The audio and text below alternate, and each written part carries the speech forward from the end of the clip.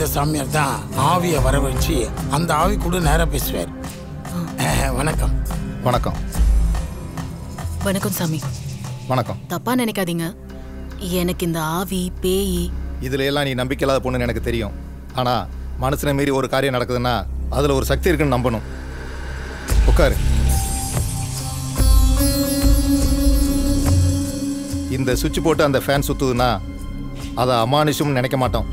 ஏன்னா அதை கரண்ட் இயக்குது.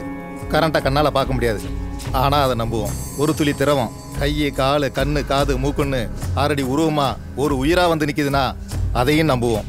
ஏன்னா அது சயின்ஸ். இவ்வளோ பெரிய உடம்பு ஆடுது பாடுது ஆசைப்படுது, ஆனால் அதை இயக்கிறது மூச்சு காற்று. அதை கண்ணால் பார்க்க முடியாது, ஆனால் அதையும் நாம் நம்புவோம். இறந்து போன உடம்புலேருந்து வெளியே போகிற காற்று தான் அந்த ஆவி. காற்று எல்லா இடத்துலையும் இருக்குது, அதில் தான் அந்த மூச்சு காற்றும் சுற்றிக்கிட்டு இருக்கு. அதுதான் ஆன்மா. சிலருக்கு ஆவி, பலருக்கு பேய். சாமி, செத்து போனவங்களுடைய ஆன்மா அவங்க உலகத்திலே இருக்கக்கூடாது, எதுக்கு இங்கே வந்து மனுஷங்கள்லாம் தொல்லை கொடுக்குது? நிறைவேறாத ஆசைகளோட இறந்து போனவங்களுடைய ஆன்மா இந்த பூமியில் சுற்றிக்கிட்டு இருக்கும். அவங்களோட ஆசைகளை நிறைவேற்றுறதுக்காக துடிச்சிட்டு இருப்பாங்க. அகால மரணம் அடைந்த ஆன்மாக்கள் பழிவாங்கிறதுக்காக துடிக்கும். அவங்க சாவுக்கு யாராவது காரணமாக இருந்தால் அவங்கள மீடியமாக பயன்படுத்த நினைக்கும்.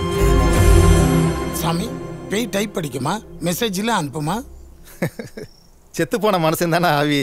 மனுஷனுக்கு தெரிஞ்ச எல்லாமே பேய்க்கும் தெரியும். அதைத்தான் அமானுஷ சக்தின்னு சொல்கிறோம். ஆவி கிட்ட நம்ம பேச முடியுமா? கண்டிப்பாக பேசலாம். ஆவிகிட்ட நாம் பேசணும்னா அதனுடைய பெயர், அது உபயோகப்படுத்தின பொருள், ஏதாவது அடையாளம் வச்சு கூப்பிடணும். அதை கூப்பிடும்போது நம்பிக்கையோடு கூப்பிடணும். நம்பிக்கை இல்லாமல் கூப்பிட்டா அது வராது. சாமி, நாம் நம்பிக்கையோடு தான் கூப்பிட்றோம், நம்பிக்கை இல்லாமல் கூப்பிட்றோன்னு அந்த பேய்க்கு எப்படி தெரியும்? நாம் கூப்பிட்டா அது வரலன்னா நம்பிக்கை இல்லாமல் கூப்பிட்றோம்னு நினச்சிக்க வேண்டியதுதான். ஓஹோ.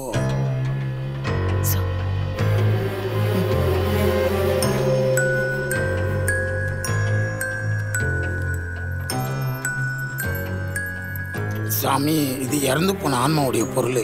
அது இறந்தது வேற இடம். அந்த ஆன்மா கூட பேச முடியுமா? நமக்கு தான் நேரம் காலம் இடம் எல்லாமே.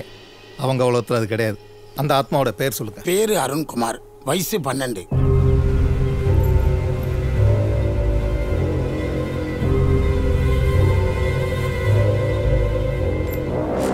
அருண், அன்பான அருண், அகால மரணமடைந்த அருண், ஆவியுலக ஆத்மாவே, உன்னை பேச அழைப்பவர் கான்ஸ்டபிள் பெருமாள் சாமி. அப்பா, அப்பா, அப்பா.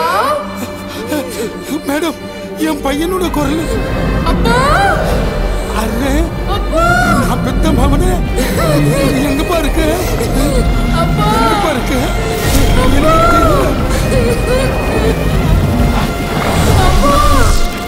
அப்பா, பாருங்கப்பா, பாருங்கப்பா. அருணே, அப்பா கடவுள் அமுச்சு வச்சுங்க.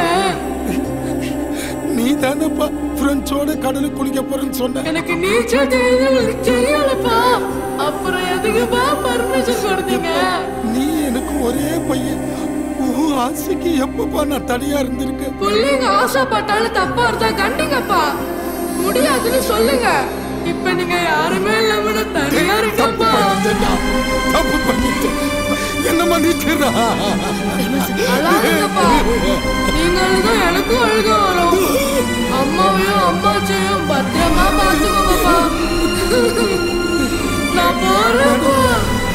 4 வருஷத்துக்கு முன்னாடி கடல்ல குளிக்க போனவன் அலையோட போயிட்டான். என் ஒரே மகன்.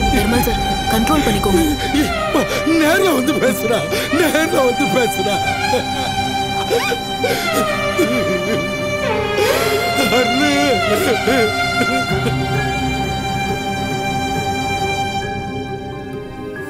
சாமி, பேய் டைப் படிக்குமா, மெசேஜில் அனுப்புமா? செத்து போன மனுஷன் தானே ஆவி. மனுஷனுக்கு தெரிஞ்ச எல்லாமே பேய்க்கும் தெரியும். மெசேஜ் அனுப்புனது. அத்தை, ஒரு கேம் விளையாடலாமா? அத்தை கொஞ்சம் பிஸியா இருக்கு, காலையில விளையாடலாமா? சாரி, போ. என்னது இது? நீங்களே கண்டுபிடிங்க. சரி, அப்புறம் பார்க்கலாம். நீ போ. ரிவர்ஸ்ல எழுதி இருக்கு. இந்த நம்பர்ஸ் ரிவர்ஸ்ல எழுதி பார்க்கலாம்.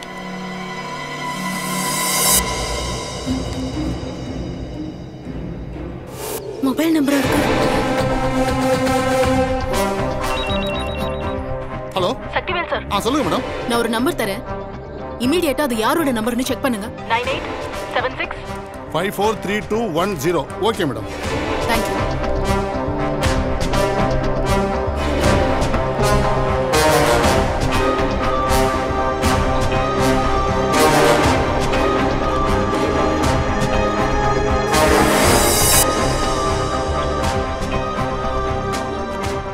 மேடம் அந்த நம்பர் கண்டுபிடிச்சேன் மேடம். பாரதி ஆறுமுகம்னு ஒரு பொண்ணோட நம்பர் மேடம். பாரதி ஆறுமுகமா? ஆமா மேடம். உங்க மிஸ்டு கால் லிஸ்ட்ல கூட அந்த நம்பர் இருக்கு மேடம். நீங்க டயல் பண்ணியும் அந்த நம்பர் டிஸ்கனெக்ட் ஆயிருக்கு மேடம். அவங்க அப்பா கூட மிஸ்டேக் கேஸ்னு நம்ம ஸ்டேஷன் வந்திருக்காரு மேடம். அந்த நம்பர்ல இருந்து மெசேஜ் வந்து 2 பேரும் செத்து போயிட்டாங்க. அதுக்கு முன்னால கல்லறைன்னு மெசேஜ் வந்திருக்கு. கண்டிப்பா கஞ்சா கேஸ்க்காக வந்திருக்காது. அங்கதான் முதல்ல அந்த பிளாஸ்டிக் கவரை பார்த்தேன். அந்த கல்லறையில ஏதோ ஒரு மர்மம் இருக்கு.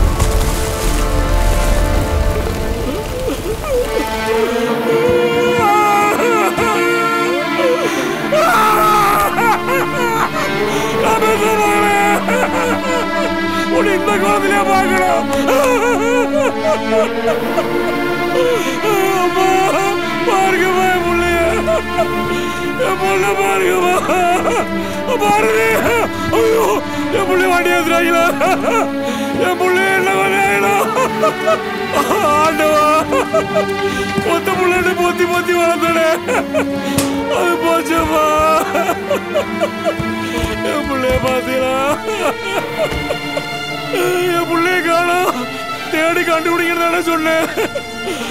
அவளை இப்படி சதைச்சு கொண்டு வருவீங்கன்னு தெரிஞ்சிருந்தா அவளை கண்டுபிடிக்காம இருந்திருக்கலாம்.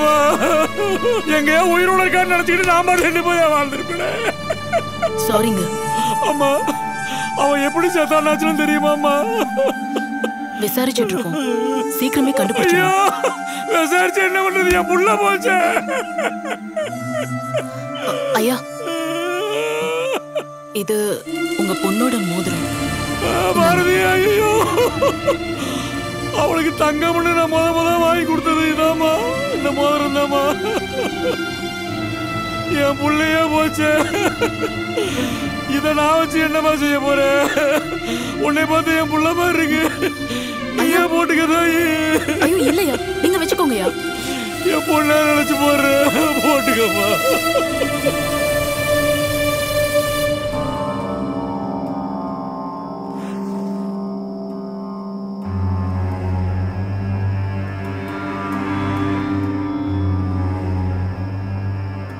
நான் ஆவி உலகத்தை நம்பாதவதான். ஆனா இப்போ நம்புறேன். அந்த நம்பிக்கையோட கூப்பிடுறேன். வா பாரதி ஆறுமுகம்.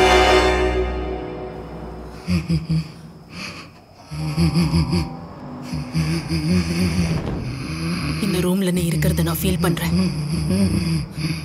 என்ன பயன்படுத்தி நீ செபாஸ்டியனை மர்டர் பண்ணிட்ட. ராஜசேகரனை மர்டர் பண்ண இடத்துல நான் இருந்திருக்கேன். கொன்னதும் நீதான்.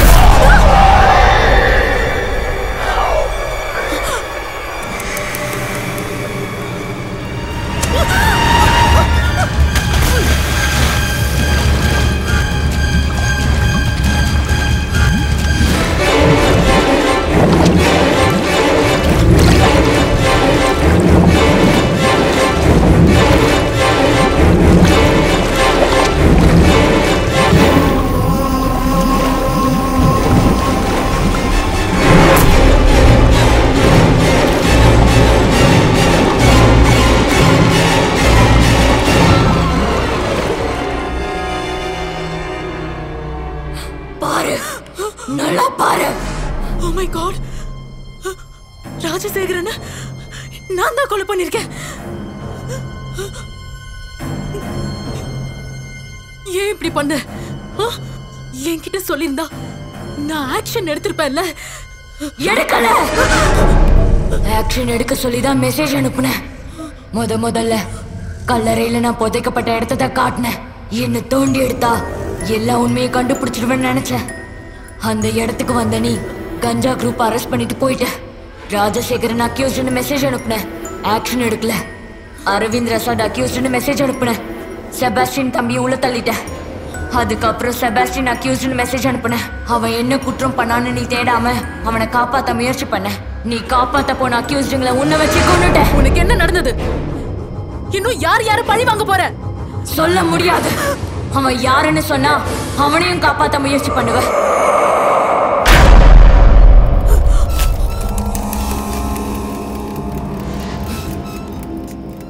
நீ பாதிக்கப்பட்டிருக்க, பழி வாங்குற.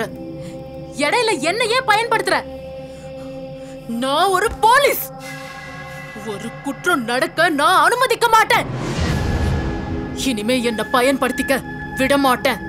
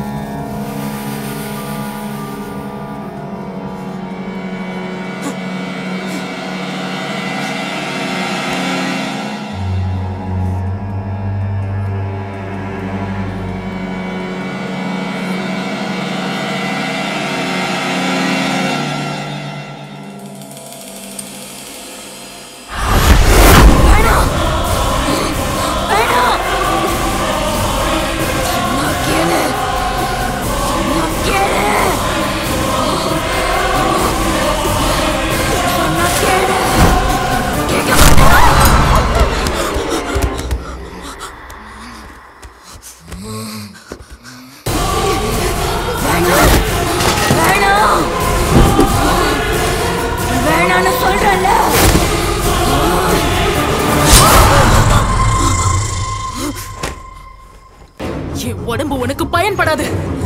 என்ன காரணம்னு தெரியாம என் உடம்ப தரமாட்டேன்.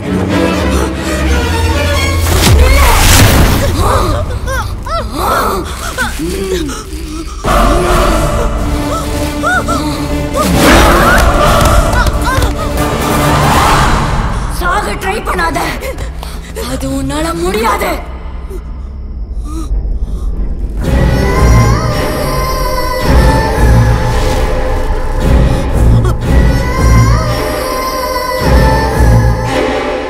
உனக்கு ஆபத்துனா நான் காப்பாத்துவேன்னு தெரிஞ்சுக்கிட்டல. அப்படி பிளான் பண்ணி தானே என்ன வர வச்ச. சாக வேண்டியது நீ இல்ல, அவனுங்க. நான் எப்படி பாதிக்கப்பட்டேன்னு சொல்றேன்.